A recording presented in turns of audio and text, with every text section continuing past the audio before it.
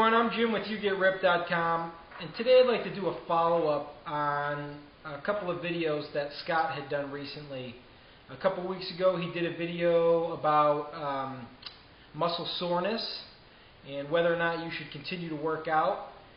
And then just a couple of days ago he did a video about an injury, muscle injury, and whether or not you should continue.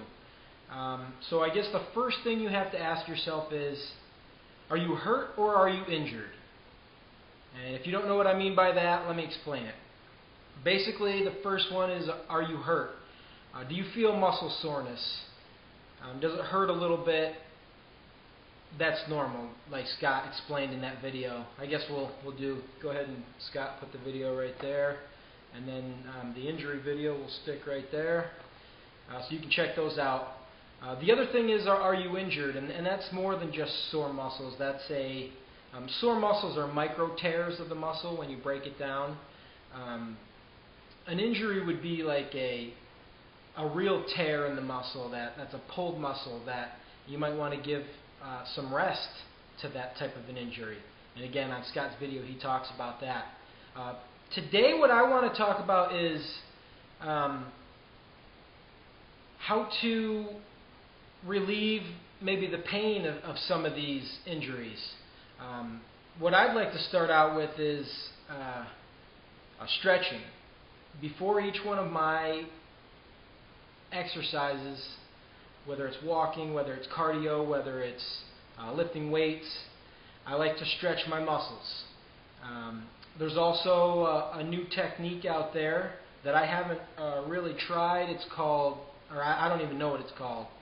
It's this foam pad. It's, I guess you can get different sizes, but there's a round foam pad, maybe about that wide, about that long, and you can actually lay it on the ground. And for example, if I was working my chest, I'd lay down on that and roll it over the muscle, and that helps get circulation going in that area for your exercise. So that's another good way to prep yourself, I guess you will, to try to prevent injuries. You are going to end up with sore muscles regardless if you're working out, like Scott said.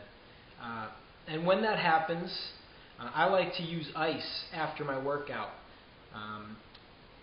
I'll put ice on for 20 minutes on, 20 minutes off, and then 20 minutes on again.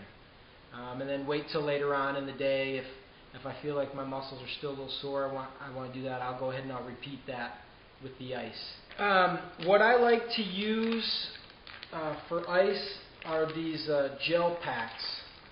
They're just got gel in them. You stick them in the freezer, and they're nice and cold. I'll put a paper towel or something over that, and then just say I pulled my chest. Go ahead and stick it right on my chest and ice it, just like you see, any type of injury that an athlete might get. They put ice on that right away, so that helps. Rest, and what I mean by that is more sleep than anything. Making sure you get enough sleep. You want to make sure you're getting 7 to 8 hours. If some people can deal with 5 and 6 hours, and that's great. But for the most part, people need to get more sleep. We're just not getting enough sleep. So that can help with your muscles, because that's really when a lot of the repairing is going on. And last, don't stay down long. Like Scott said, if you've got sore muscles, you want to work those again. Obviously not the next day, but if, for example, you're working your chest, 2 or 3 days later, it's time for your chest to come up again. Go ahead and do the work. You don't want to leave the muscle sitting idle, again, unless it's an injury where you've got to give it some rest. So try to understand the difference. Know your body and whether or not you're just feeling soreness or real pain from an injury, and that'll help you with your decision. I hope this information was helpful to you. If you haven't already, subscribe, hit the like button, help us out if you like this video. And this is for Nicholas and Brady. Now you get ripped! Now you get ripped! Thanks for watching. I'll see you soon.